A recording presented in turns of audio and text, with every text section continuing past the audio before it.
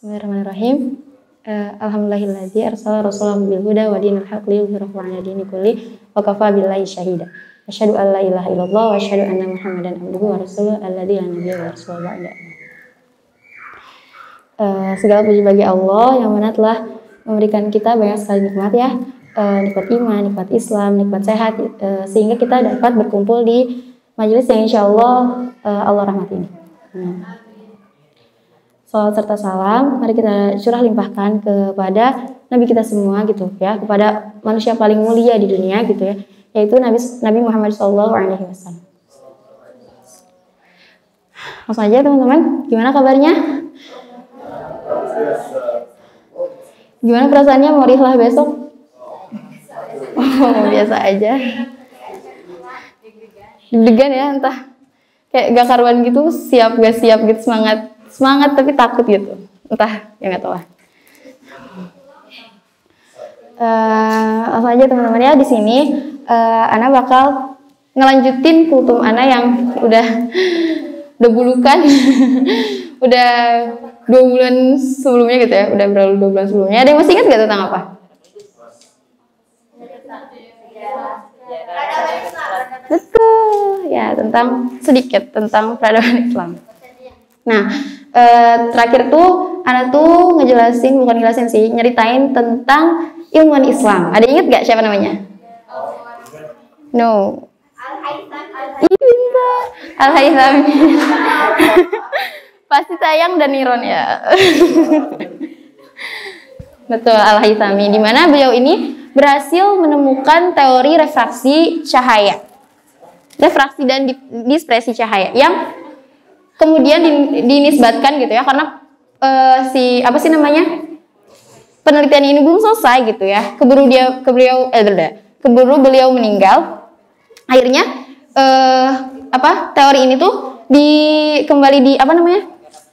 digarap kembali gitu oleh manusia yang lahir 700 tahun setelahnya, yaitu Isaac Newton. Keren banget ya, sebelumnya tuh penemu awalnya tuh orang Islam loh, keren banget kan. Nah, selanjutnya teman-teman, Ana bakal tetap ngebahas tentang ilmuwan Islam gitu. Nah, tadi yang pertama Al-Haythami kan, yang kedua ada Abu Qasim Al-Zahrawi. Nah, Abu Qasim Al-Zahrawi ini benar-benar berperan penting gitu ya, sangat berperan dalam bidang kedokteran gitu ya.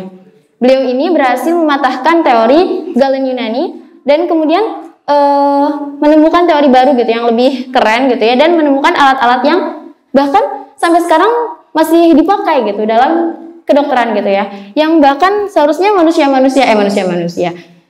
kita nih ya, akhwat perempuan gitu, sangat berterima kasih gitu kepada Abu Qasim Al-Zahrawi ini. Ada yang tahu nggak apa? Ih, kok tahu sih? Ih, keren banget maksudnya. Betul, beliau ini menyumbang alat keren banget gitu ya, yang udah ada sejak ribuan tahun lalu gitu ya, yaitu alat pengangkatan janin gitu ya, itu atau sesar gitu. Makanya kita tuh harus berterima kasih lah gitu ya kepada Abu Qasim Al-Zahrawi ini. Yang kedua ada Abbas Ibnu Firnas. Nah, teman-teman sebelumnya nih ya, sebelum bahas Abbas ini, teman-teman ada yang tahu Wright bersaudara gak? Tahu? Apa coba? Siapa tuh? Ih, pintar. Iya betul. Beliau ini kalau misalnya teman-teman ya nonton film animasi atau film-film tentang science fiction gitu ya, suka ada ilmuwan yang berusaha buat terbang kan, ngelancong apa gitu, alat buat bikin dia terbang. Suka ada kan? Nah, tokoh-tokoh ini terinspirasi dari Wright bersaudara ini. Nah, Wright bersaudara ini namanya adalah Wilbur Wright sama Orville Wright. Nah, beliau ini berhasil menciptakan alat terbang dan berhasil terbang dengan baik pada tahun 1903. Keren ya? Keren banget. Sampai wah booming banget gitu ya, viral banget gitu. Sampai dibikin film segala macam gitu. Nah, tapi ternyata teman-teman 1000 tahun ke belakang, bahkan 1100 tahun ke belakang, ternyata ada loh ilmuwan yang juga berusaha gitu ya, menjadi Wright bersaudara ini. Berusaha membuat alat terbang buat dirinya sendiri, yaitu namanya adalah ya tadi Abbas Ibnu Firnas. Nah, Beliau ini merupakan ilmuwan polymath. Ada yang tahu polymath itu apa? Polymath itu adalah ilmuwan yang menguasai banyak bidang. Dari bidang matematika dia kuasai, bidang sastra, bidang musik, bidang penerbangan, bidang teknik. Keren banget, pokoknya banyak banget gitu bidang yang dikuasai oleh Abbas Ibn Firnas ini. Keren banget ya. Nah, kemudian pada tahun 875 Masehi, beliau ini nggak berhasil sih, maksudnya nggak seberhasil Wright bersaudara sih untuk menciptakan alat terbang gitu ya. Nah, tapi 1000 tahun lebih awal, dan itu tuh pada masa itu tuh si teknologi tuh belum secanggih sekarang gitu ya, belum secanggih waktu Wright bersaudara menemukan alat terbang, menciptakan alat terbang. Keren banget kan? Buku-bukunya belum terbatas gitu, ilmu-ilmu tentang penerbangan masih sedikit gitu ya, tapi beliau terus berusaha gitu ya, terus maksudnya nggak menyerah gitu ya. Keren banget ya. Banyak banget nama kerennya. Nah, terus yang ketiga, mungkin teman-teman udah tahu sih ini.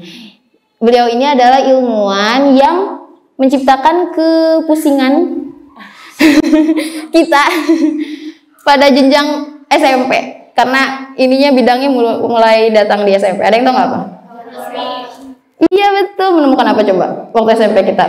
Iya betul, aljabar. Al-Khwarizmi ini menemukan teori aljabar dan menemukan teori algoritma yang bahkan sampai nanti kita kuliah nih, udah kuliah terus kita ngajar terus kita belajar lagi tuh nggak akan ada habisnya gitu ya. Variabel-variabel tuh bakal terus digunakan gitu ya untuk kalkulus, untuk yang lain-lain gitu ya. Penemuan ini gitu ya ditemukan oleh orang Islam. Keren banget gak sih? Dan bahkan Al-Khwarizmi ini menemukan angka 0. Keren kan? Kalau misalnya nggak ada angka 0 nih di dunia ini, nggak akan ada angka 10. Angka tuh udah sampai 9 aja gitu. Nggak akan ada angka 1 juta, nggak akan ada angka 12, nggak ada. Karena nggak ada angka 0-nya gitu. Makanya beliau ini sangat keren banget gitu ya. Dan masih banyak gitu ya ilmuwan-ilmuwan yang nggak mungkin aku ceritain sekarang gitu ya. Ada siapa? Ada Ibnu Sina, iya, ada Al-Farabi, dan lain-lain. Nah, selanjutnya teman-teman, dari tokohnya nih, kita beranjak ke daerahnya, daerah kekuasaan Islam. Nah, pada tahun berapa ya? Nongol dulu guys. Pada tahun 932 Masehi, Baghdad memiliki jumlah penduduk sebanyak 1.100.000 jiwa. Keren ya? Pada masa itu, maksudnya pada tahun itu tuh Eropa tuh nggak sebanyak itu gitu ya. Nah, terus yang kedua, pada tahun 1325 Masehi,